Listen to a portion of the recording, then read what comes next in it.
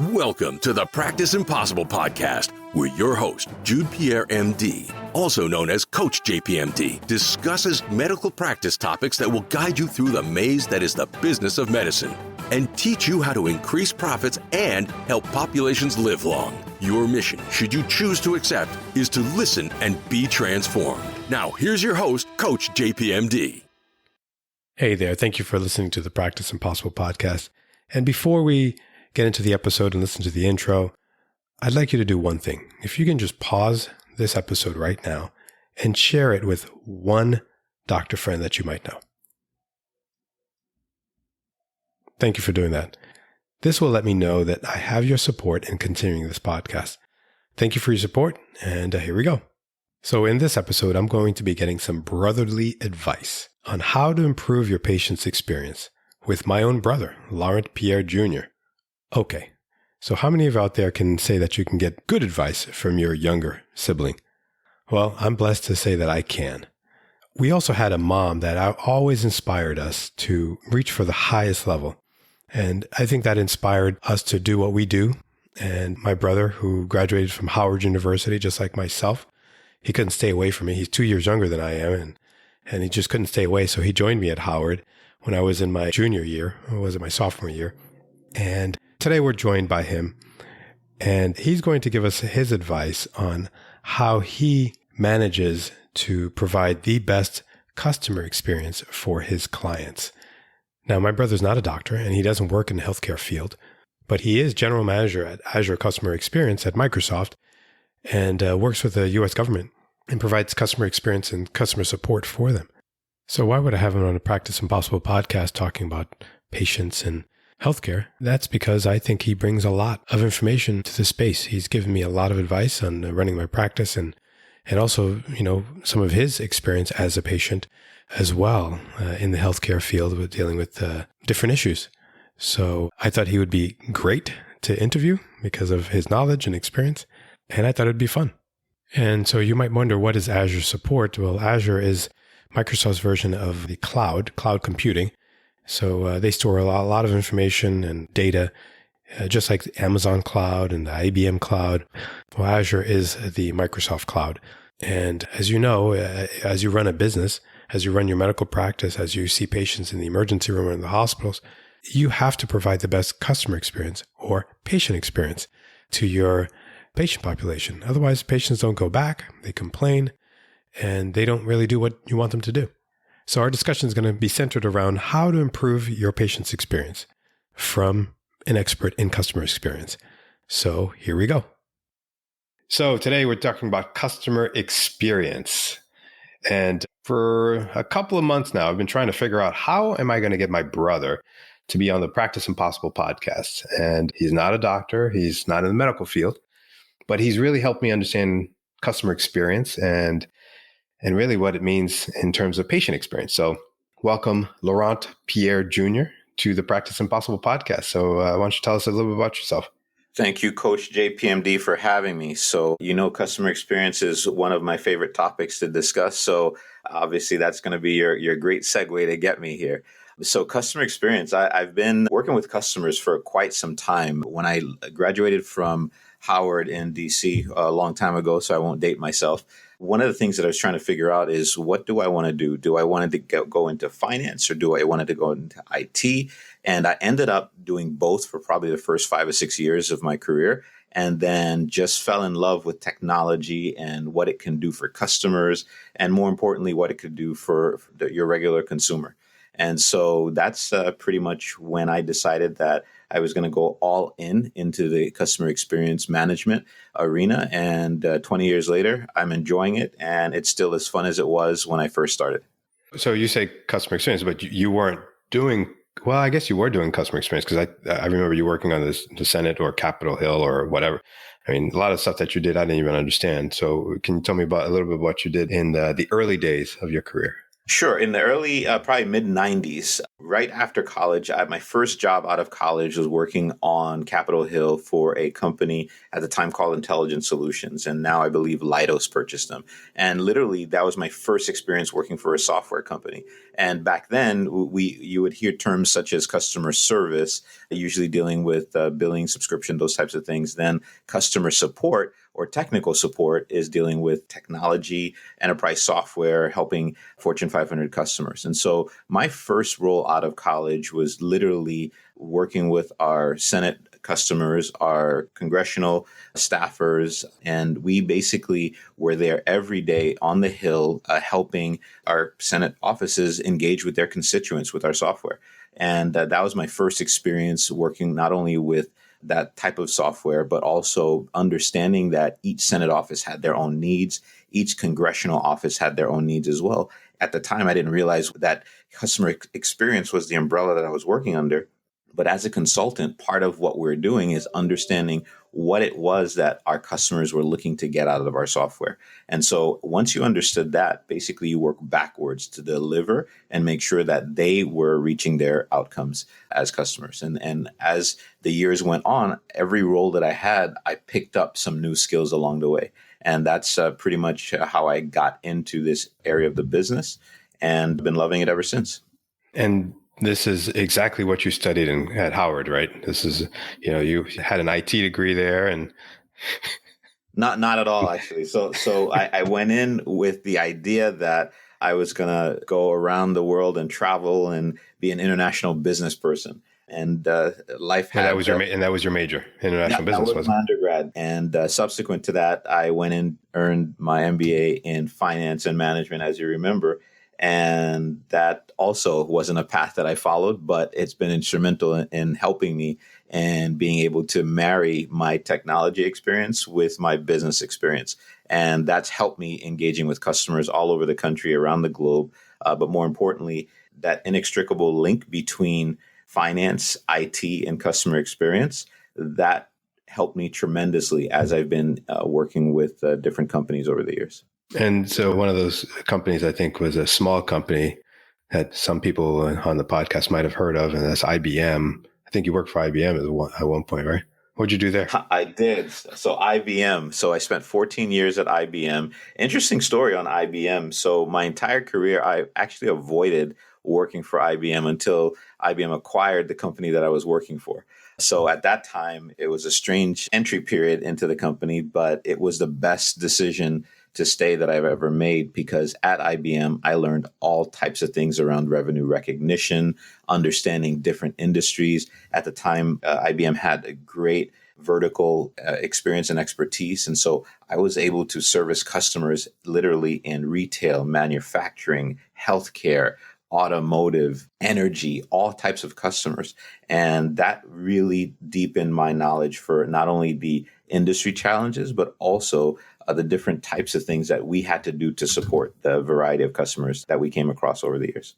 And so can you kind of help us, help the audience understand your transition from IBM to another small company, Microsoft? How'd you end up doing that? Because I still can't figure out how you went and did that jump. And I think, and from what you've told me, you're doing pretty well there. So what are you doing at Microsoft that can relate to some of the things that we talk about and you help me with in terms of understanding customer experience or patient experience? Fair enough. So Microsoft, the journey to Microsoft was also an interesting one, where Microsoft reached out via LinkedIn and we started having some conversations, and one conversation led to another. And I ended up being the general manager for the U.S. government support delivery. And what's interesting about my role currently is, although I'm working with the U.S. government, I'm around a lot of my colleagues who are working with literally 95% of all Fortune 500 companies are using Azure, the Azure services, the cloud technology, et cetera. And so I've been able to really leverage, if you take a look at my entire career, it's a combination of all of the things that I've been learning, acquiring, experiencing throughout each of the companies I work for, to be able to deliver the work that I do today. So I have an amazing team of folks spread across the country that are delivering the highest level of support, engaging with our customers and helping them with the nation's most critical issues, from COVID delivery to helping our national security to helping the department, all of the departments that you can imagine across the U.S. government. And so very proud of the team that I have, but more importantly, the work that I'm doing is what I would consider extremely meaningful. in terms of what we're delivering for our customers. Yeah. And so, as we kind of try to figure out how this all connects to practicing medicine, physicians, we're not taught how to, engage in customer experience or patient experience. We know how to treat heart attacks and strokes, but there's a level of business acumen that we need to, as physicians, understand. So how does customer experience and your experience with, what you've done over the past 20 years translate or is related to patient experience? I know that you're not medical, but go ahead. It's a great question. So if you take a look, for example, and a shameless plug for Microsoft Cloud for healthcare, we're transforming the healthcare journey for patients and for doctors. Think about how you want to, as a physician, want to enhance the patient engagement from the time they call your office for scheduling to when they come in, to the care and advice and guidance that you're giving them. How you access their information. People want to know that their data is secure. They want to know that it's accessible only to those that need to have it. They want to make sure that their last visit was captured so they're not having to repeat themselves over again. And they also want to know that from a delivery and experience perspective, a patient experience, they want to know that they can trust their doctor. And so all of that is related in the sense that when you're providing a patient experience, it's the end-to-end journey. A lot of people look at, for example, the patient experience as a transactional. You go to the ATM machine, you put in your card and you take money out and you're done. But if you're really caring for your patient, it's about the whole patient. Sometimes patients come and they're in a healthy state, and sometimes they're just coming to do a wellness check.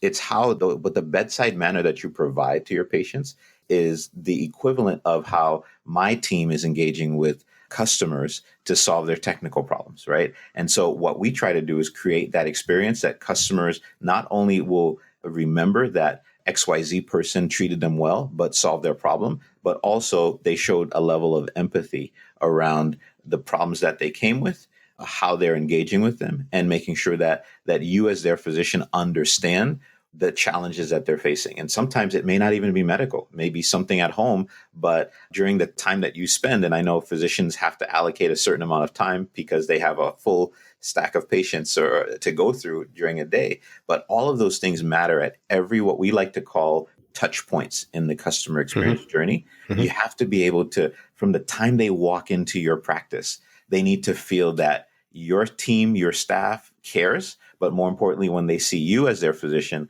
that you care about what they're coming to you for as well.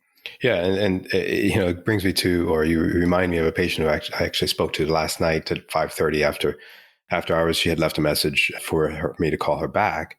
And it was a question that she had. And I have a system in place where we use the computer systems to leave messages. And one of the things I try to do is return my patient messages. And it could be 4 or 5 patients who want to call back. But I totally understand exactly what you're saying, because it's not just the treating the patient in the office, but it's answering a question after hours. Because one of the first things she said was, "Oh my God, you're calling me back in the same day. That is awesome. Thank you for doing that." And she was appreciative of that experience that we created for her. So, I know that you've, had, gone through your experiences sometimes with medical. And so what are some of the good and bad experiences that you've faced that has made you think, man, I wish we had a different customer experience when I went to this doctor, I had this experience? So I will share one that happened literally this week. So I went for my lab work, and I won't say which facility I went to, but the person that was drawing my blood, the phlebotomist, just had the worst bedside manner.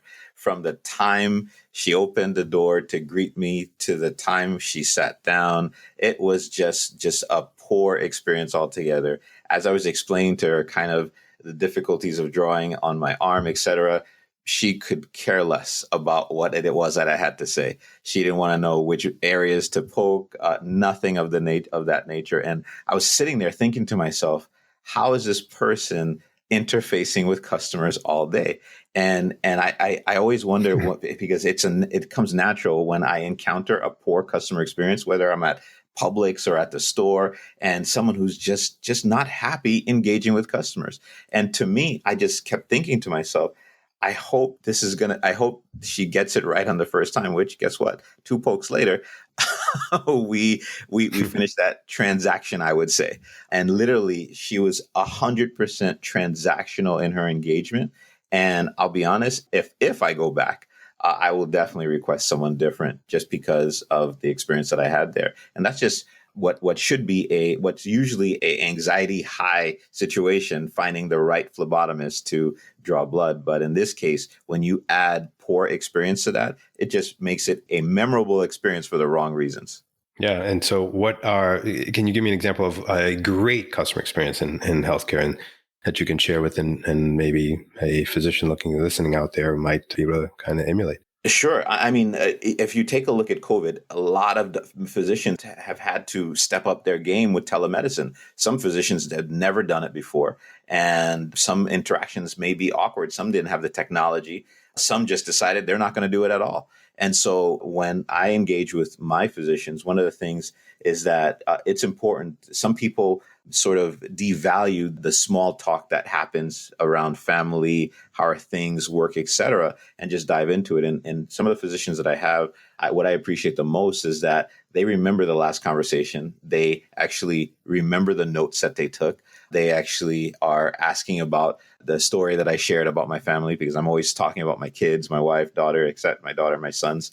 And those are the kind of things that keep me with a particular physician.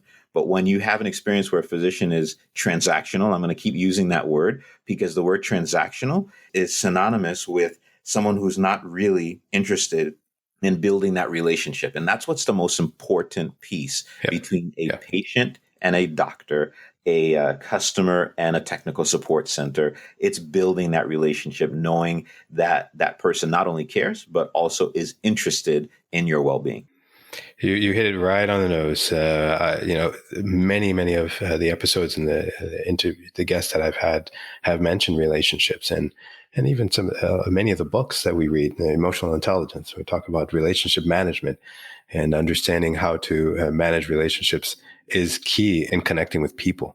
And so, how do you measure that good customer experience on your side? So in the IT world, you're dealing with, the federal government, you're dealing with Fortune 500 companies. How do you measure customer experience? Sure. So customer experience starts from the time the customer goes to our website to download, experience Azure, experience our products and services. It starts with a customer chatting with a sales representative to find out how much XYZ service or product is going to cost. And so from that point, that end-to-end journey, that's part of the things that we need to be measuring. So in the customer service support space, we have something called Net Promoter Score, also known NPS. And that's a scale of 1 to 10. If you've ever gone shopping online, or if you've ever gone to a store, you get an email that says, Dr. Pierre, how would you recommend our company or product or services to your friend or family? That Net Promoter Score is one element of that. A lot of companies use something called CSAT, customer satisfaction. It's a scale from 1 to 5. Rate us on how well we did with this particular thing that you came to us for. Another metric is how did you solve the problem on the first time, or did the customer have to come multiple times to get the problem solved? Time to resolution is another metric as well. What was the length of time from the time the customer called us to when the issue was resolved? And so there's a variety of other things as well that we use, but those are the key ones that we look at, because these are the things that make a memorable experience for our customers. But I would say one more thing, that can you really measure it? It's consistent quality delivery. Right. So you can't have an experience where on Monday you come to the company and you experience great service, and on Wednesday you experience not so great service. The service has to be consistent throughout the interaction. But more importantly, once the interaction's done, you also have to have a closed feedback loop that makes sure that feedback, good or bad, that the customer provides is responded to. Actions are taken, especially when the feedback's not great, and that you follow up with the customer and say, we heard what you said about your recent experience. Here are the things that we did to fix it. Here's my personal information to engage with me should you have any problems in the future. And that's something that closed feedback loop, a lot of companies miss that because they're focused on too much metrics and not enough experience. Yeah, and physicians tend to not do that because of I think the fear, at least in my realm or my practice. Sometimes you fear what's going to happen on the other side, if the patient does not have an improved customer experience and you're fearful that they're going to come back at you or say something that's negative. But I see that as a positive, because if we haven't fixed the problem, then we haven't fixed the problem. So we need to keep working on it. And so what we do is we have weekly meetings, weekly staff meetings to kind of go over stuff. But I have to say that I'm definitely not as good as getting feedback from patients who have had issues that we've resolved. So that's definitely something I would think about doing. And so that answers it was one of my other questions. How do you improve it? And I think you've answered that. So what would be one thing that you could tell a doctor, such that by telling them this one thing, it would help everything else? What would you say that one thing would be to telling a physician? Definitely, it has to be, you have to manage your practice with empathy. You have to keep the customers at the center of every decision that you make, from scheduling, the way you have your seating, your processes for intake, your engagement with the customer. It starts with empathy. So if you cannot empathize with your customer situation, if you don't focus your energies on what the customer experience is, remember, it comes from the time they call your office to schedule an appointment. That's where it starts. And so for the one thing I would say is that if you put the customer at the center of every decision that you're making, you will have customers for life. There's a financial term around customer lifetime value, right? And it's a revenue metric. But from a medical practice perspective, you pretty much want to have a customer for life. And how you get that is by creating those memorable experiences, making sure your customers, your patients, have an emotional connection to your practice that says, I moved 20 miles away, but I'm going to drive 20 miles to go see Dr. Pierre because of the way his staff treated me, because of the way he showed empathy, because of the way he shows that he cares. And he helped me even when it was an issue that was outside of his practice. He found me a specialist for XYZ situation for my daughter. Those are the kind of above and beyond types of things that I would recommend every doctor in America does. You just described how to practice impossible, my brother. So I try. I truly appreciate this conversation, and you've gone beyond the expectations of a younger brother. And, wow, coming from you, that's a big deal right there. Is this recorded? It is recorded, yes. It'll be recorded and online. So I'll be sure to share it throughout the family. I appreciate the conversation, and I know you're busy, and it's been a pleasure having you share your experiences on how to improve customer experiences and patient experiences. So thank you. So if you could let us know how can we find you? So if someone is interested in hearing more about what you've done and what you're doing at Microsoft and other places, how do we find you? So another shameless plug. You're going to find me, if I'm not with customers dealing with the crisis and challenges, you'll find me on LinkedIn sharing content, engaging with folks. What started out as a hobby, I'm on there every day. So if you just Google Laurent Pierre Jr., you'll find me on LinkedIn or on Twitter. Feel free to connect. Feel free to engage. I'm always up for some good conversations around customer experience. And looks like I've added a new thread of patient experience. So happy to engage in that way as well. Thank you so much. And I'll definitely leave some show notes for our audience to where to find you. And again, thank you for the excellent conversation. Coach JPMD, that means a lot coming from you. So be safe, be well, and talk to you soon. All right, bye-bye.